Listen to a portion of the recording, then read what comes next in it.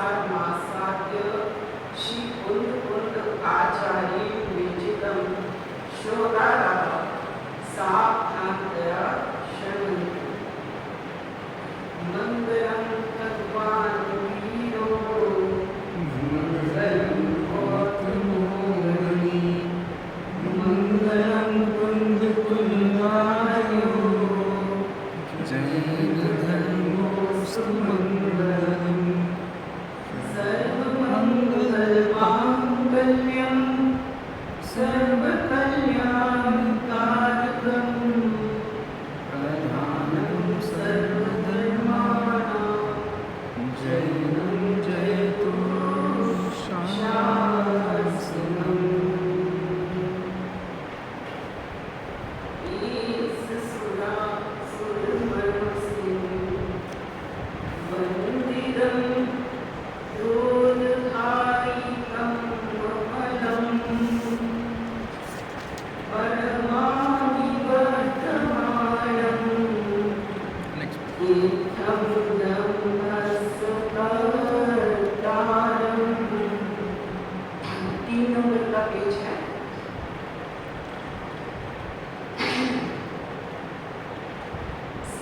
से गुण तीर्थरे सर्वसिद्धि विशुद्ध स्वभावे समरणीयनादंसनं चरित तव वीर्याणि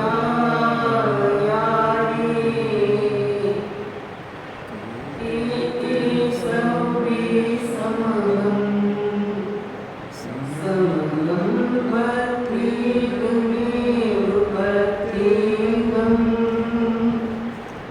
वन्दामि यवर्धन्ते अर्हन्ति मानुषे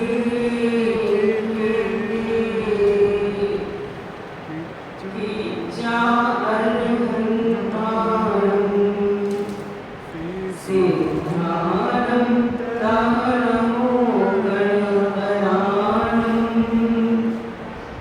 अच्छावयवगानम् सामूलं जीव सर्वेस्मिन् तेसिं विशुद्धहंसं ज्ञानपहारा समं समासेन च उपसंपयामि सम्मं जतो निर्वाण सम्पत्ति।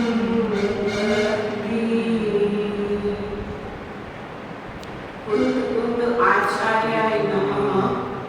श्री जयसेन आचार्याय नमः। श्री अम्बिचंद्र आचार्याय नमः। श्री प्रवचन सारथी ग्रंथाय नमः। शुद्धोपयोग अधिकार की गाथा नंबर 14। 13 गाथा हम उसे पढ़ी थी हमने। 14 नंबर की गाथा निकाली थी शुद्धोपयोग की। एक बार इसको रिवाइज करते हुए 13 गाथा को फिर 14 पे चलेंगे। पेज नंबर बता दो। Page number 30। 13 से 20 नंबर की गाथा तक शुद्धोपयोग अधिकार है। 13 नंबर की गाथा हमने उस दिन पढ़ी थी। आज 14 नंबर की करेंगे, पर 13 नंबर की पढ़ते हुए उसको रिवाइज करते हुए चलेंगे। 13 नंबर की गाथा पढ़ लें। अहिसै माध समुद्धं विस्याधीनं अनोमणन्तं अवच्छिन्नं च सुखं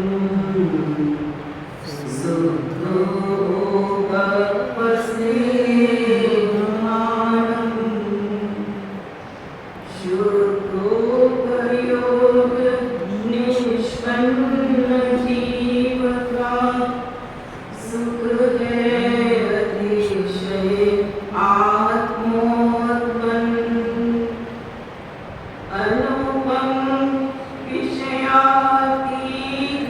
घनंतरु अविच्छिन्न है वह आनंद।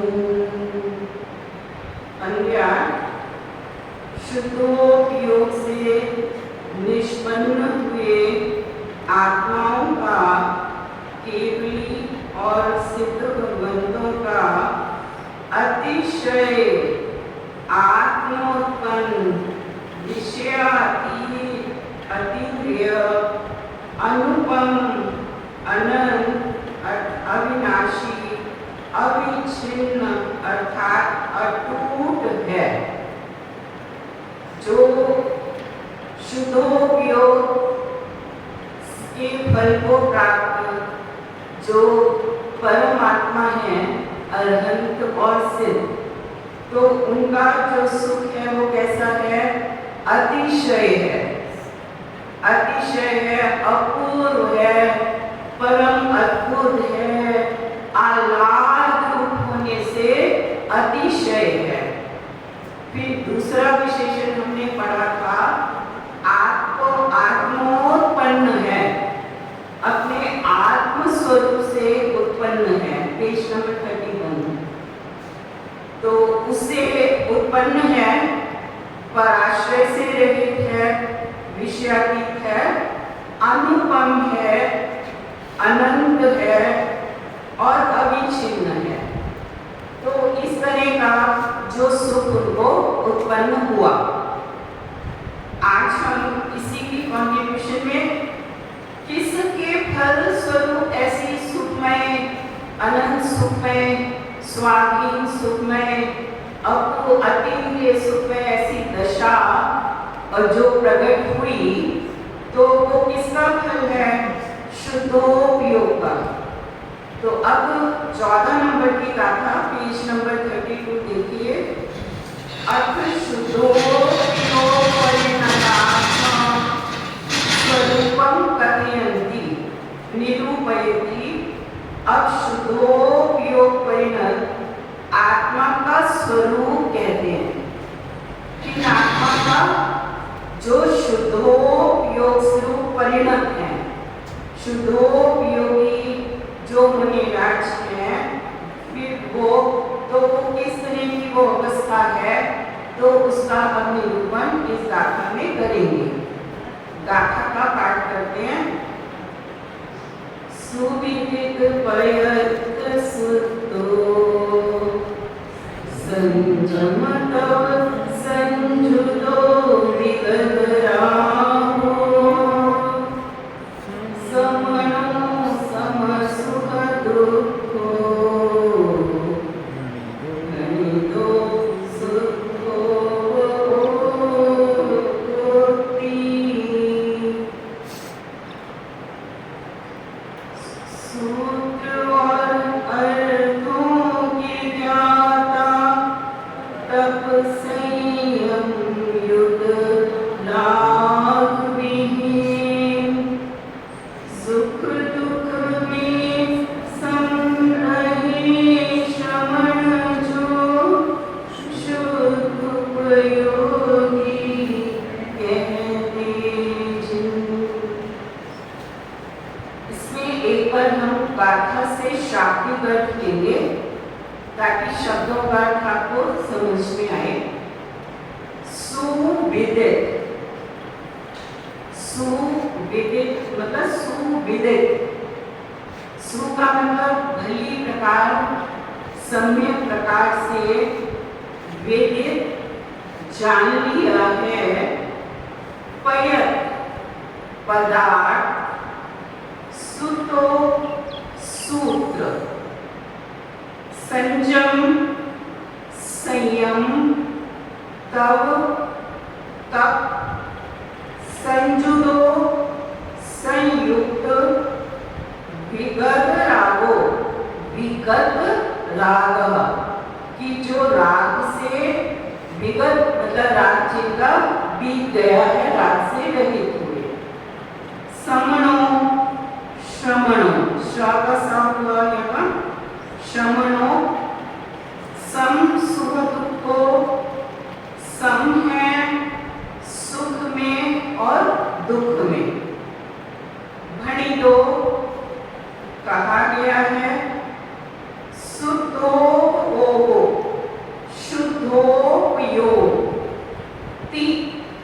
भी ऐसा।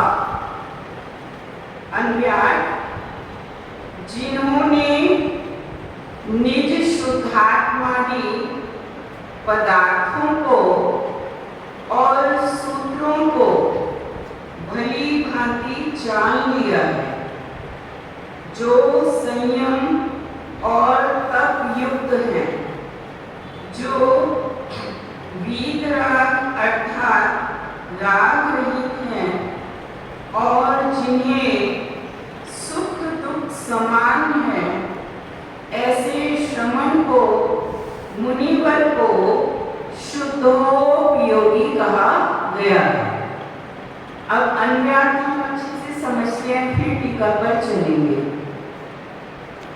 जिन्होंने पदार्थों को जान लिया, पहली बात, निज शुद्धात्मादि पदार्थों को जान लिया। पदार्थ कितने हैं? 9। जीव, अजीव, आश्रव, बंध, संवर, निर्जरा, मोक्ष और पुण्य और पाप। तो ऐसे 9 पदार्थों को जिन्होंने भली प्रकार जान लिया और सूत्रों को भली भांति जान लिया। सूत्र मतलब जो जिनेंद्र देव द्वारा कथित जिनवाणी है, उनको सूत्रों को, जिन सूत्रों को जिन्होंने अच्छे से जान लिया। तीसरा, जो संयम से युक्त है। चौथा, जो तप से संयुक्त है। पांचवा, जो वीतराग है, राग से रहित है। फिर जिन्हें सुख और दुख कैसा है? समान। ऐसे श्रमण को, मुनिराज को शुद्धोपयोगी कहा गया है। इतना ही बेसिक अर्थ है, मूल अर्थ है गाथा का, कि जिन्होंने शुद्धात्मादि पदार्थों को, सूत्रों को भली भांति जान लिया, संयम और तप से संयुक्त हैं, वीतराग हैं और जिन्हें सुख दुख समान है, ऐसे श्रमण को शुद्धोपयोगी कहा गया। अब हम टीका पर चलेंगे। टीकाएं इस ग्रंथ की 2 हैं। एक है तत्व प्रदीपिका, जो आचार्य अमृतचंद्र देव ने लिखी, और दूसरी है कौसी तात्पर्य वृत्ति, जो श्री जयसेन आचार्य ने लिखी। जो अमृतचंद्र देव आचार्य की शैली है वो परिभाषण शैली है, और जो जयसेन आचार्य की शैली है वो पद खंडना शैली है। पद खंडना शैली क्या होती है कि एक एक पद को लिया और एक एक पद को एक्सप्लेन करा। तो एक एक पद को लेते हुए जो टीका की गई है उसको पद खंडना शैली में टीका कहते हैं। तो हम वो ही पहले हम लेंगे। पेज नंबर 34 पर टीका है। अगले पेज पर टीका है उत्थानिका। अब जिस शुद्धोपयोग से पूर्वोक्त सुख होता है, शुद्धोपयोग से क्या प्रकट होता है? अनंत सुख। पूर्वोक्त का मतलब जो पहले कहा गया, पहली गाथा में कहा गया, जो अनंत सिद्ध परमात्मा को, जो अनंत सुख, आत्मिक सुख, अतीन्द्रिय सुख, जो अनंत आह्लाद जो उत्पन्न हुआ, तो उस सुख, जो वो सुख होता है शुद्धोपयोग से, तो वो शुद्धोपयोग का फल है। जब शुद्धोपयोगी आत्मा और अपने आत्म स्वरूप में ठहर जाता है पूर्ण, शुक्ल ध्यान में जो मुनिराज, आरूढ़ मुनिराज, और फिर वो 4 घातियां कर्मों का नाश करके और केवल ज्ञान की प्रकटता होती है। साथ में ही अनंत सुख उत्पन्न होता है, अनंत वीर्य उत्पन्न होता है, सुख को झेलने की शक्ति।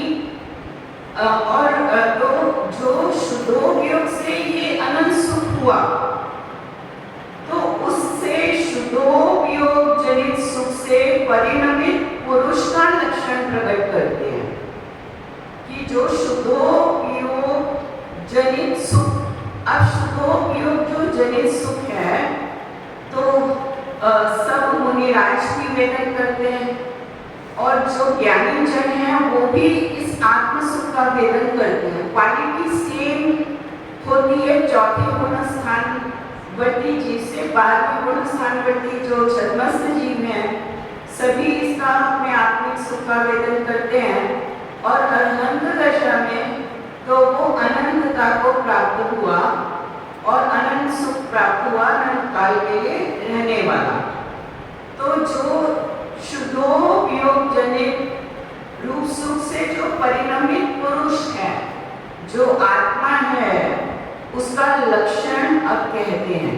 कैसा होता है वो शुद्धोपयोग से परिणत जीव, उसकी परिणति कैसी होती है उसकी व्याख्या इस गाथा में की गई है। अब हम टीका पढ़ते हैं, तात्पर्य वृद्धि टीका जैसे श्री जयसेन आचार्य द्वारा रचित। भली भांति संशय आदि दोषों से रहित निज शुद्धात्मा आदि पदार्थों तथा उनके प्रतिपादक सूत्रों को जिसके द्वारा जान लिया गया है, ज्ञात कर लिया गया है और पसंद किया गया है, वह सुविदित पदार्थ सूत्र अर्थात अच्छी तरह से पदार्थों तथा सूत्रों का ज्ञाता है। इतनी बात हम लेंगे कि जिन्होंने शुद्ध आत्मा को जान लिया, पहला पदार्थ आत्मा जीव, तो जिन्होंने अपने आत्म स्वरूप को सम्यक रूपेण जाना, सब पर पदार्थों से, सब पर द्रव्यों से, सब पर भावों से, सबसे हटते हुए केवल जो देहादि के परिमाण हम शुद्धात्मा हैं, उस शुद्धात्मा में उपयोग को सब और से समेट कर और अपने आत्म स्वरूप में स्थित करके आत्मानुभूति को जो प्राप्त हुए, उपयोग को जो उपयोग पंचेंद्रिय उनके विषयों में लगा हुआ है, उस उपयोग को वहां से हटाकर मन वचन काय इंद्रिय सबसे डिटैच होकर और सब राग आदि से भी हटकर, जो कर्म फल से भी हटकर, देहादिक से हटकर अपने आत्म स्वरूप को जो शुद्ध आत्मा है, इन सब मिली हुई चीजों में, यहाँ देह भी है, कार्मान शरीर भी है, तेजस शरीर भी है, रागादिक भी सबसे हट गया और यहीं पर पूरी देह के परिमाण हम हैं। और ऐसा जो खाली उस शुद्धात्मा को छांटकर, अपने को छांटकर और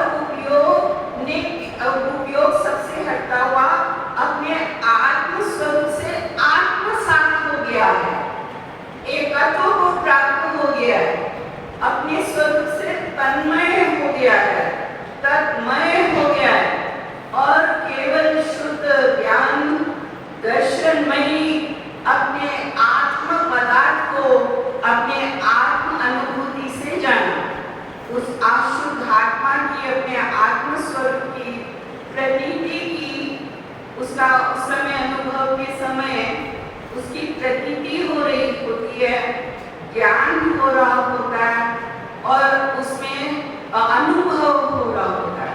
देह और देह आदि के साथ शुद्धात्मा और शुद्धात्माओं से अलग अपने केवल अपने स्वरूप को की प्रतीति कर रहा है, ज्ञान कर रहा है, अनुभवन कर रहा है।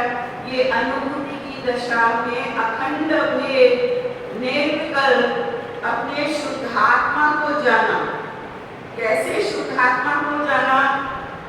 जो ज्ञानमयी है, ज्ञान का पिंड है, ज्ञान का घन चैतन्य स्वरूप, दर्शनमयी, ज्ञानमयी, सुख आह्लादमयी, अतीन्द्रिय सुखमयी वीर्यमयी, उपयोगमयी, निर्भार, निर्वेद और अखंड और निर्वेद, ऐसे जो अपना स्वरूप है, शुद्धात्मा है, उसको अपने अनुभव से जाना है। शास्त्रों के माध्यम से आत्मा के स्वरूप का ज्ञान अलग बात है, वो आत्मा के बारे में ज्ञान है, किंतु आत्मा जाना नहीं गया, किंतु ज्ञानी जन के द्वारा, अनुभव के द्वारा प्रत्यक्ष जाना गया, जो अपनी मति शुद्ध ज्ञान की शक्ति प्रकट है, वो सबसे हटकर और आत्मस्वरूप को ग्रहण करती हुई से आत्मसात हो गई।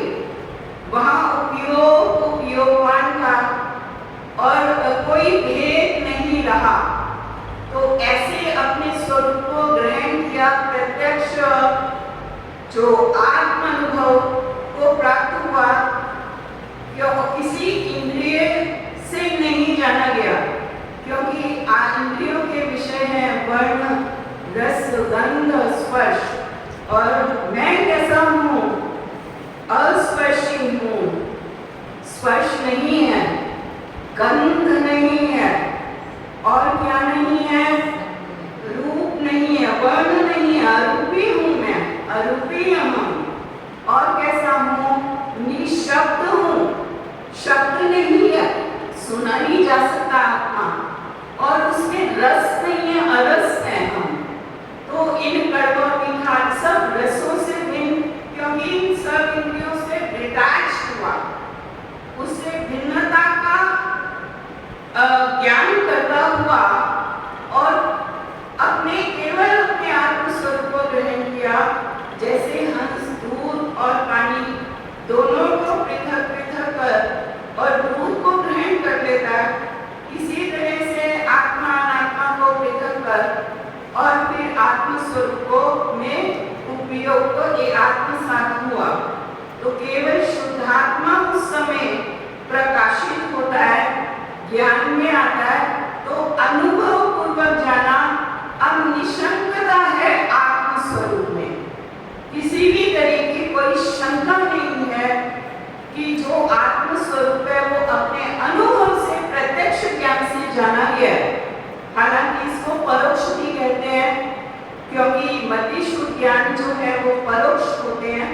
तो केवल आत्म प्रदेश उसमें प्रत्यक्ष तो दिखते नहीं जैसे केवल ज्ञान में दिखते हैं, किंतु अपने स्वरूप का वेदन होता है, जानना होता है। तो जितना छद्मस की योग्यता है, तो इसलिए प्रत्यक्ष भी कहते हैं, क्योंकि इंद्रिय आदि की कोई सहायता नहीं है कर्तव्य की, और किंतु मति शुद्ध ज्ञान परोक्ष है, इसलिए इसको परोक्ष भी कहा जाता है। किंतु प्रत्यक्ष अपने को जब जान लिया जैसा और यथार्थ आत्मा को जानने के लिए तो बहुत जीत गए। अन्य व्यक्ति भी कहते हैं, कोई कहता है दीपक की लौ के समान आत्मा है, कोई किस तरह का बात करता है, किंतु उन्होंने स्वरूप जैसा आत्मा का स्वरूप है वैसा नहीं जाना। प्रकाश आदि तो बहुत गलित है और आत्मा तो उससे भिन्न है। तो जो यथार्थ आत्मा का जैसा स्वरूप है, जैसे हम हैं, वैसे अपने आत्म स्वरूप को जिन्होंने जान लिया प्रत्यक्ष अपने आत्मानुभूति से, तो कोई शंका नहीं रही, कोई संशय नहीं रहा और किसी तरह के ज्ञान में विपरीतता नहीं रही, सब विभ्रम छट गया। ऐसे जो स्वरूप की अनुभूति से जिसने पदार्थ को जाना, आत्म पदार्थ को जाना, आत्मा अनात्मा को जाना, उसका प्रत्यक्ष भेद ज्ञान हुआ, बुद्धि पूर्वक नहीं, अनुभूति पूर्वक। साक्षात जैसे नारियल में गिरी है, जैसे तिल में तेल है, इसी तरह से जैसे बादाम में गिरी है, इसी तरह से हम देह आदि से भिन्न और इसमें विराज रहे हैं शुद्धात्मा, ऐसे अपने शुद्धात्म स्वरूप को जान लिया। और कोई संशय नहीं रहा और बाकी तत्व का भी भाषण हुआ। सबसे हटके मुक्त अवस्था, जैसे अवर 10वें श्लोक में आत्मस्वरूप का साक्षात उसका अनुभव किया, तो किसी तरह से कोई पदार्थ में शंका नहीं रही। तो भली भांति संशय, भली भांति में सुविधि है ना, तो इसमें सम्यक रूपेण भी ले लेंगे हम, समीचीन रूप से, जिसने शुद्धात्मा आदि पदार्थों को जान लिया है, संशय आदि दोषों से रहित। पेज नंबर 34 है। और उनके प्रतिपादक सूत्रों को जान लिया और आत्मा की जो प्रतिपादक हैं शास्त्र आदि में भी ऐसा ही स्वरूप लिखा है। तो ऐसा जो द्रव्य नियोग के शास्त्र जिसमें आत्मा के स्वरूप का वर्णन किया, उनको अच्छे तत्वों के स्वरूप का वर्णन किया और जिन सूत्रों का सम्यक प्रकार से जिसको जान लिया गया है। क्योंकि देखिए शुद्ध दो प्रकार का होता है, एक होता है भाव शुद्ध और एक होता है द्रव्य शुद्ध। भाव शुद्ध ज्ञान ये आत्मज्ञान से प्रकट हो जाता है, क्योंकि जिस समय अनुभव होता है ज्ञान सम्यक हो जाता है, भाव शुद्ध ज्ञान प्रकट हो जाता है। और जो जिन वाणी है केवल ज्ञानियों की वाणी, तो उसको द्रव्य शुद्ध को भी जान लिया, तो भले भांति भाव शुद्ध और द्रव्य शुद्ध से संपन्न है, उनको भली सुविदित अच्छी प्रकार से जान लिया, सम्यक रूप में जिन्होंने जान लिया वो शुद्धोपयोगी होंगे ना, क्योंकि पहले समय दर्शन ज्ञान अपिचारिक, हालांकि ये इकट्ठे ही होते हैं जिस समय अनुभवन होता है और अनंत अनुभूति कषाय का भाव होकर की वितरागता आती है, परिणामों में शुद्धि प्रकट हो जाती है, चारित्र प्रकट हुआ चारित्र अंशों में, तो उसके सहित शुद्धोपदेश है। तो जिन्होंने इसको जान लिया है, ज्ञात कर लिया और पसंद कर लिया, पसंद का मतलब जो इसमें संस्कृत की टीका में आचार्य श्री ने लिखा रुचि, इसमें रुचि हो गई, क्योंकि आत्मा की रुचि और जिन सूत्रों जिसने आत्म स्वरूप को जाना उसमें संपूर्ण जैन शासन हो जाना, तो वो और उसमें रुचि हुई, तो जिसने उसको पसंद किया, संस्कृत टीका में लिखा रुचि, तो रुचि हुई जिसको, तो ये लक्षण है, क्योंकि समय दर्शन प्रकट होता है तो उसके साथ उसके लक्षण प्रकट होते हैं। तो इन लक्षणों में ये आत्मा की रुचि बनना, निशंकितात्मक 8 गुणों का 8 अंगों का बनना, स्वतः होता है, जैसे बीज अंकुरित होता है तो अंग बनते हैं, इसी तरह 8 गुण प्रशम अनुकंप आदि ये प्रकट हो जाते हैं, ज्ञान सम्यक हो जाता है, उसमें अन्य अनंत धर्मात्मक वस्तु स्वरूप का श्रद्धान आता है और अन्य एकांत मनाधिक स्वीकृता सब टूट जाती है, ज्ञान में भी अनंत धर्मात्मक वस्तु स्वरूप का श्रद्धान ज्ञान होता है। ये लक्षण है आत्मा के बाकी आएंगे नहीं आएंगे और आश्रित भी धरात्मा आती है।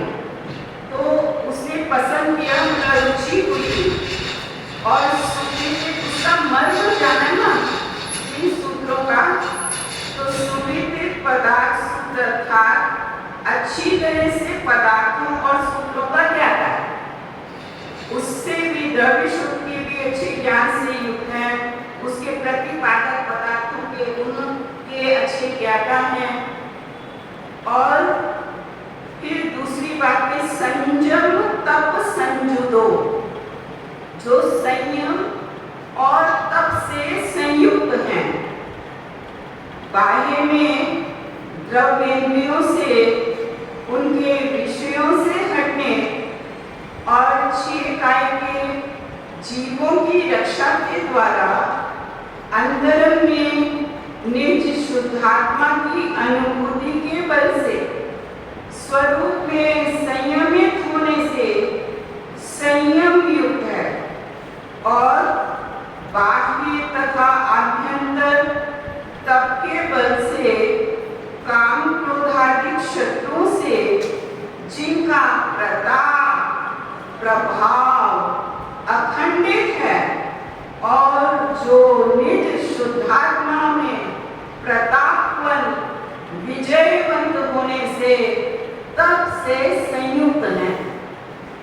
थोड़ा थोड़ा लेते हैं। बाह्य में द्रव्येंद्रियों से और उनके विषयों से हटने से कैसे हैं कि बाह्य में द्रव्य इंद्रिय जो ये चक्षु इंद्रिय, कर्ण इंद्रिय आदि द्रव्य इंद्रियां हैं, इनसे भी हट गया और जो उनके विषय हैं वर्ण रस आदि उनसे भी हट गया और वहां से उनके विषयों से भी हटा। तो ये कौन सा संयम हुआ? इंद्रिय संयम। इंद्रिय संयम एक बात, इंद्रिय संयम किसे कहते हैं सर, इस बात को हम समझ लेते हैं। एक घुड़सवार है और वो घोड़े पर जा रहा है, तो एक दशा उसकी ऐसी है कि जहां घोड़ा जाना चाह रहा है वहीं वो ले जा रहा है, वहीं जा रहा है। दूसरे में उसने लगाम खींची हुई है, जहां वो चाह रहा है वहां घोड़ा जा रहा है। और तीसरी अवस्था है घोड़ा अलग है और घुड़सवार अलग है। तो एक दशा है जहां इंद्रियों के पराधीन जीव हुआ, उनके विषयों में आसक्त हुआ है, और दूसरी दशा कि जहां इंद्रियों का संयम किया। किंतु यथार्थ में ये संयम कब प्रकट होता है? जब इन द्रव्येंद्रियों, उनके विषयों से, भाव इंद्रियों से भी हटके उपयोग जो अपने स्वरूप में संयमित स्थिर होता है, अपने स्वरूप में से एकत्व को प्राप्त होता है, तो ये उत्तम संयम है। परमार्थ से इसको संयम कहा। और अपने आत्मा में प्रतपन करना, जिससे शुद्धि की वृद्धि होती है, इच्छाओं का भावाधिक होता है, तो ये और जो अपने आत्मा में प्रतपन करना ये का। तो यहाँ क्या है कि इंद्रियां अलग कब जीता? इंद्रियों को जब इंद्रियों से अलग, उनके विषयों से अलग अपने स्वरूप को जाना, तब जितेंद्रिय हुआ वास्तव में। जब इंद्रियों से भी हट गया और स्वरूप में गया, और वहां संयमन, जितना स्वरूप में स्थिरता होती है, तो वो संयम हुआ, निश्चय संयम। और फिर वो जब बाहर उपयोग आता है तब भी हर व्यवहार संयम को लिए होता है। सब व्यवहार संयम को लिए सहज जो होता है, हर चीज में संयम प्रकट होता है, तो वो व्यवहार से संयम। तो ये असल में संयम ऐसे प्रकट होता है कि जब द्रव्येंद्रियों से हटके और अपने स्वरूप में स्थिर हुआ, संयमित हुआ, उससे तत्व को प्राप्त हुआ, स्थिर हुआ, लीन हुआ, तो वो संयम।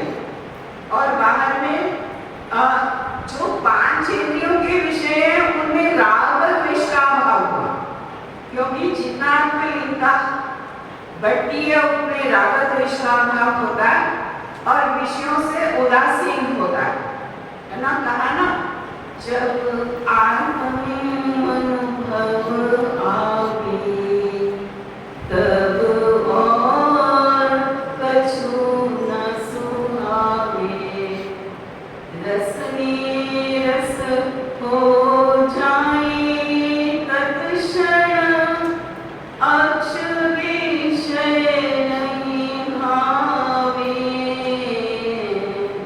जब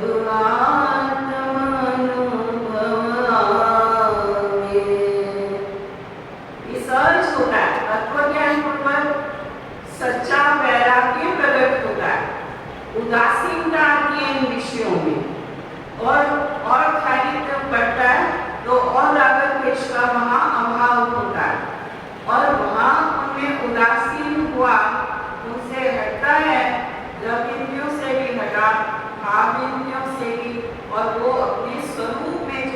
बाहर लगती थी वो स्वरूप में लगी।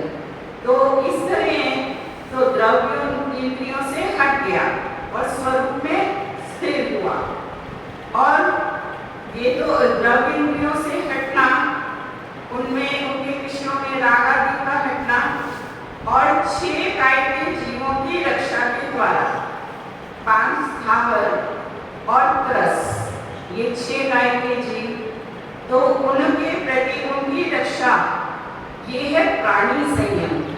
2 तरह का संयम प्रकट होता है मुनिराज को, इंद्रिय संयम और प्राणी संयम।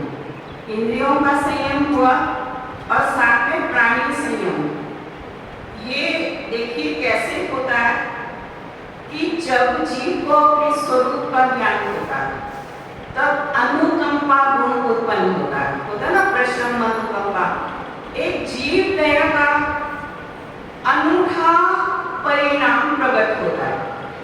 जीव दया का, क्योंकि सब उसको भगवान आत्माएं अपने समान सब आत्मा भाषित होते हैं, उनके दुख कंपायमान होता है और जीव दया का परिणाम उत्पन्न होता है। सब जीव के प्रति एक सद्भाव उत्पन्न होता है और जो भी साथ में चारित्र की वृद्धि होती है, तो और बाहर में भी जो सूक्ष्म जीव दया का परिणाम साथ में आता है।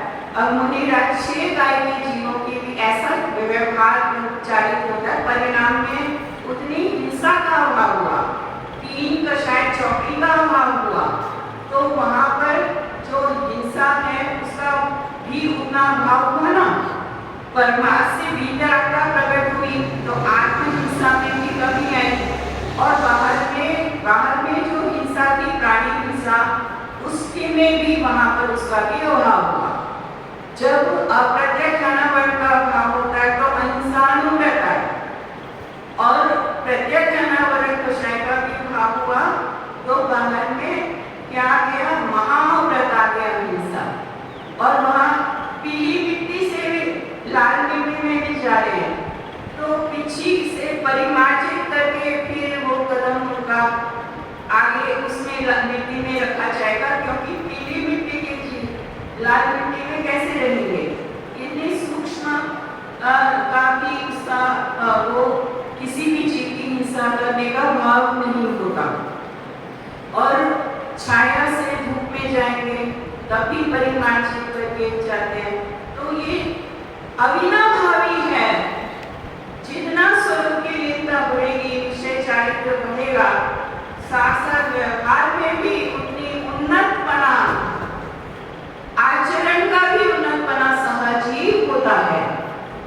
और वहां 6 काय के प्राणियों की हिंसा नहीं होती, यत्नाचार पूर्वक प्रवृत्ति होती है, उठना बैठना चलना और सब चीजें उनका लेटना सब कैसा होता है, यत्नाचार पूर्वक होता है, समिति है ना, समिति ऐसा वो व्यवहार में 6 जीवों की रक्षा। प्रमाद नहीं होता, असावधानी होती है, असावधानी नहीं होती, हिंसा का भाव नहीं होता, तो वहाँ जीवों का रक्षण स्वयं होता है, क्योंकि वहाँ हिंसा का भाव है और सहज ही वहाँ परिणाम में स्वच्छता है।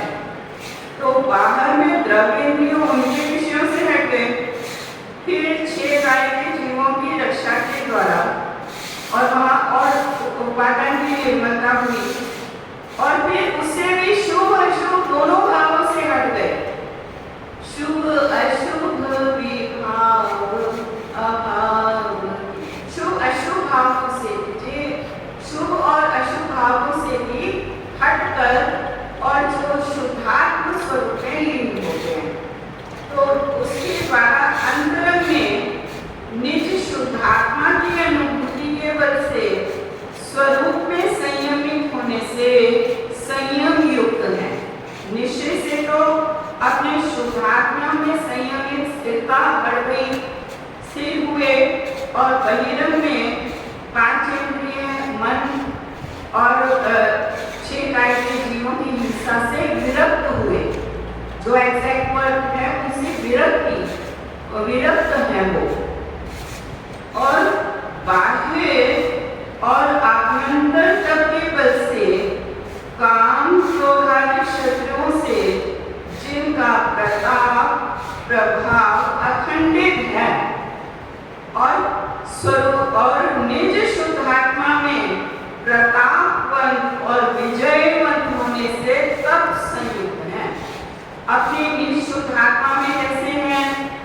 प्रतापन करते हैं, आत्म प्रताप तेज उत्पन्न हुआ और तब से संयुक्त ऐसे मुनिराज जैसे सोना ताप देकर सोना शुद्ध होता है, तपाया जाता है ना, ऐसे ही सम्यक तप से युक्त आत्मा और उसमें आत्मस्वरूप में प्रतापन करता हुआ शुद्धि की वृद्धि होती जा रही है, कंचनता नहीं करता जा रहा है और राग शारीरिक इच्छा कालिमा वो सारी कैसी होती जा रही है? नष्ट होती जा रही है।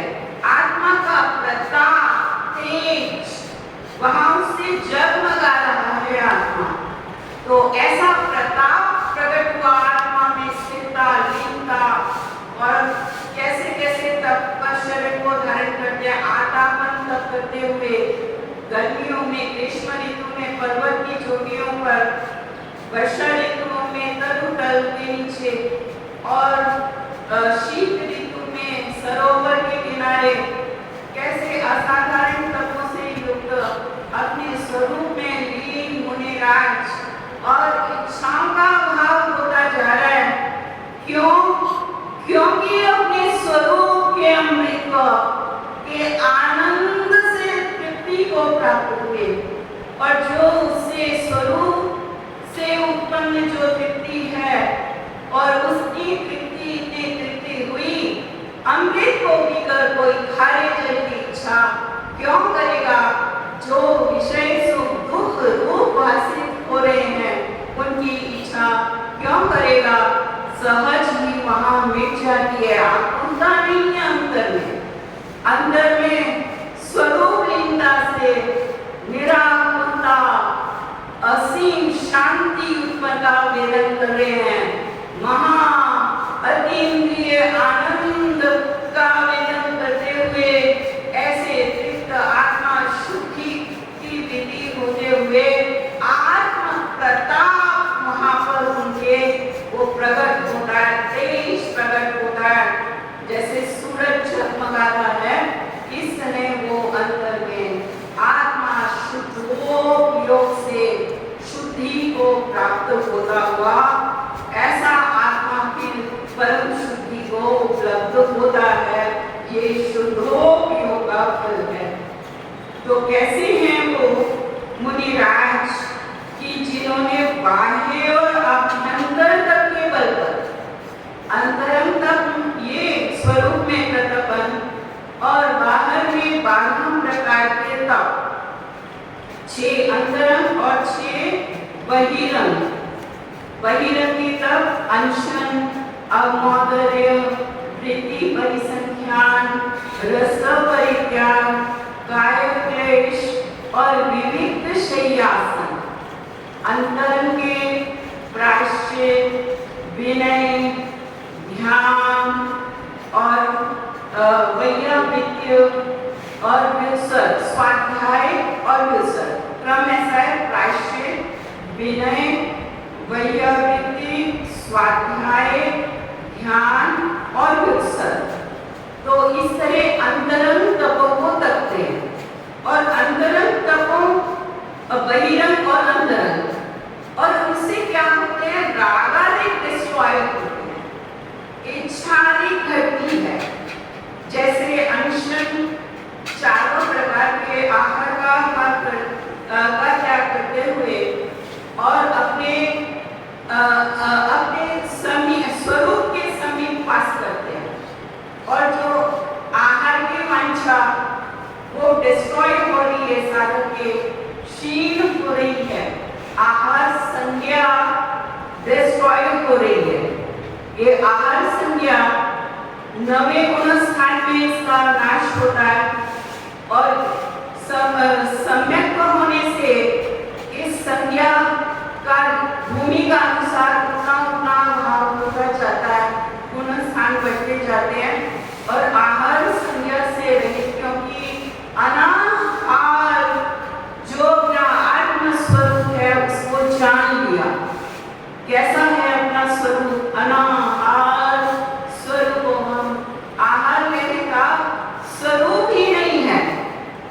आहार की क्रिया ये देह की क्रिया है और जो वांछा रागादि है उसको वो डिस्ट्रॉय करते हैं इन सबको उसने बहिरंग में उसका त्याग करते हुए उन रागादि को भोजन के प्रति, क्योंकि अब समझ में आ गया कि ये भूख, ये क्षुधा रोग है, 56 रोग के लगे हो, तो ज्ञानी को ये समझ में आ रहा है मैं क्षुधा रोग से पीड़ित हूँ, ये रोग है।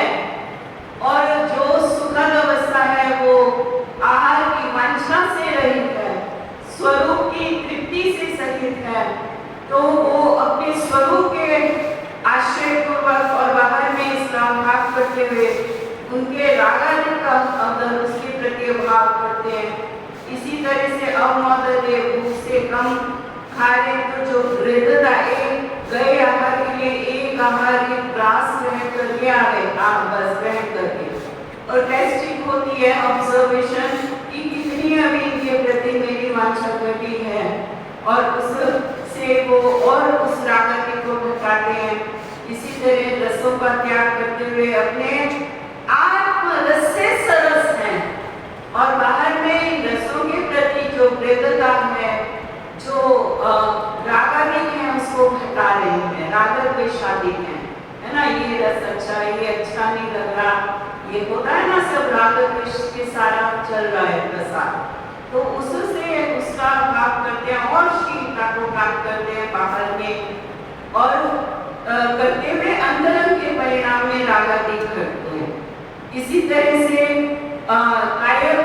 काय को अनुशासित करते हैं विभिन्न आसनों से में और अपने स्वरूप में ताकि स्थिरता हो, आसन की स्थिरता, और क्या कोई भी जीव प्राणी की हिंसा ना हो, रखेंगे नहीं ना पैरमा, हर तरह से अनुशासित काय होती है। एक करवट से वो शयन कर रहे हैं, करवट में किसी जीव की विराटना ना हो जाए, हर तरह से संयम, महान रोम रोम ऐसा संयम प्रकट कर हर चीज में, बोलने में, चलने में, हर चीज में वो परिलक्षित हो रहा है और फिर इसके द्वारा बहिरंग तत्वों से अंतरंग में वो रागादि को हीन करते हैं।